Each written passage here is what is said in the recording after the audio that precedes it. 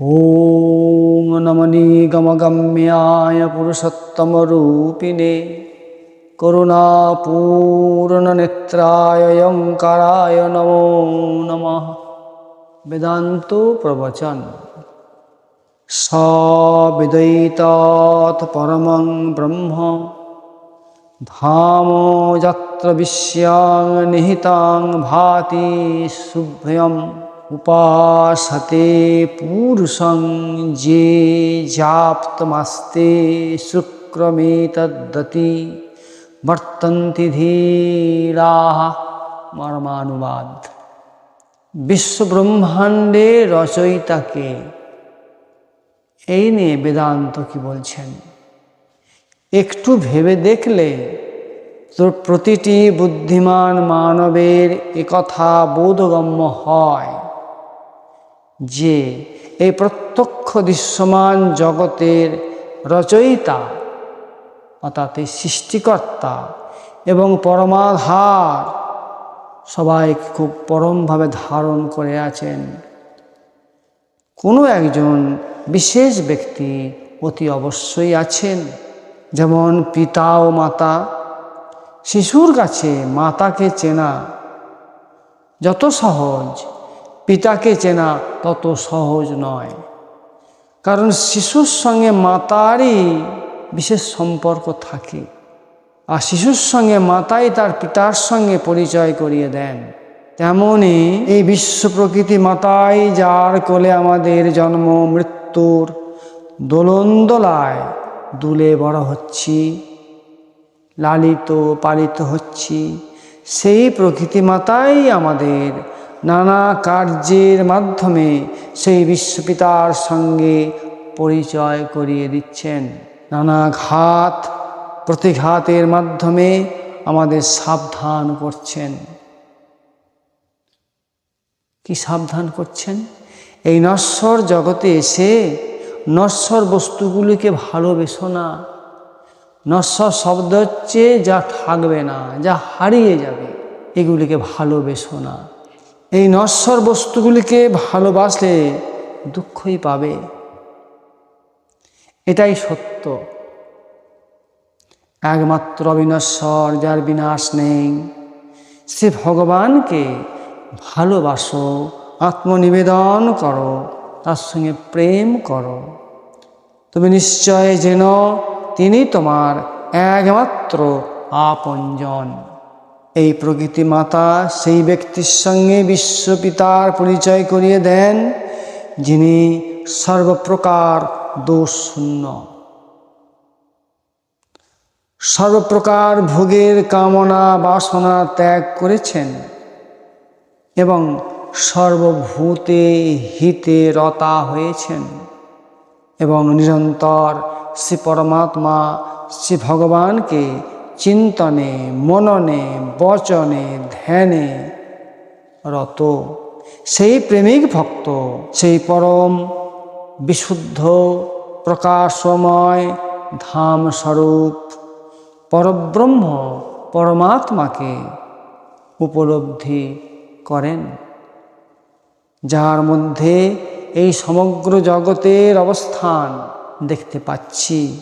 একথা তো নিশ্চিত, মানব ওই পরম পুরুষের উপাসনা করে এবং একমাত্র তাকেই চায়, যে পূর্ণরূপে নিষ্কাম, অর্থাৎ যার কোনো কামনা বাসনা নাই, কোনো প্রকার ভোগেই তার মন আকৃষ্ট হয় না।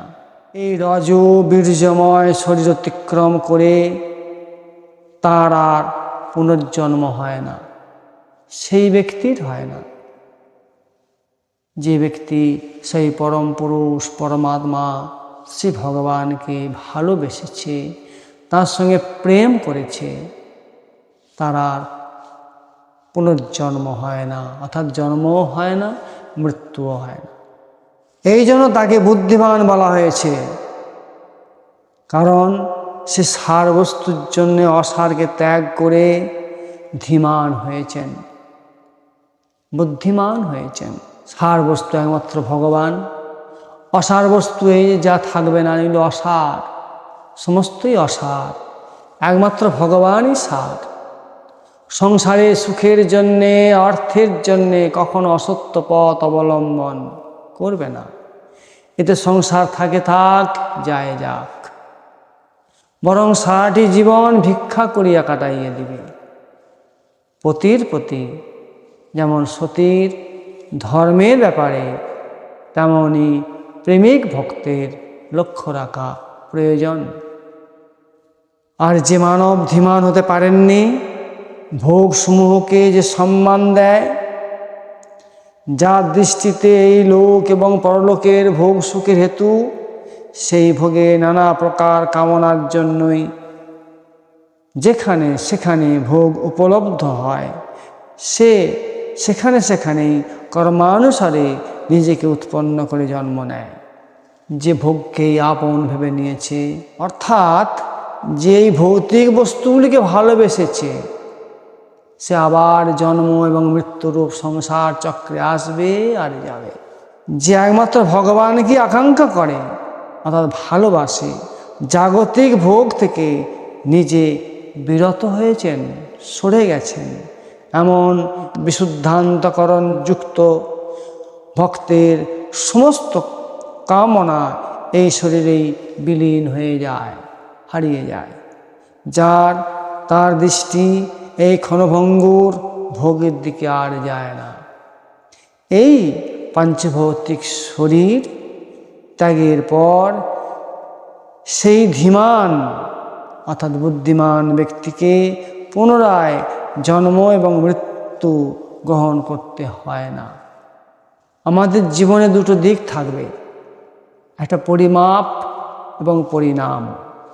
পরিমাপটা হচ্ছে কি, আমি যে ভোগ করব সেটাকে পরিমাপ দেখতে হবে। যদি পরিমাপ না থাকে, পরিণাম খারাপ হবে। তাই ভোগ করতে বাধা নেই, মাত্রা এবং কাল ঠিক রেখে ভোগ করতে বলছেন। যেমন যদি কেউ রসগোল্লা ভালোবাসে, কিন্তু সে যদি রসগোল্লা বেশি করে খায় এবং প্রতিদিন খায়, তার ভোগ হলো কিন্তু ত্যাগ হলো না। যদি সে একটি রসগোল্লা খায় প্রতিদিন, তার ত্যাগের দ্বারাই ভোগ হলো। অর্থাৎ ভিতরে ত্যাগ রেখে ভোগ করতে হবে। তেন তক্তেন ভুঞ্জিতা, তুমি ত্যাগের দ্বারাই ভোগ করো। জীবনে পরিমাপ এবং পরিণামদর্শী হও।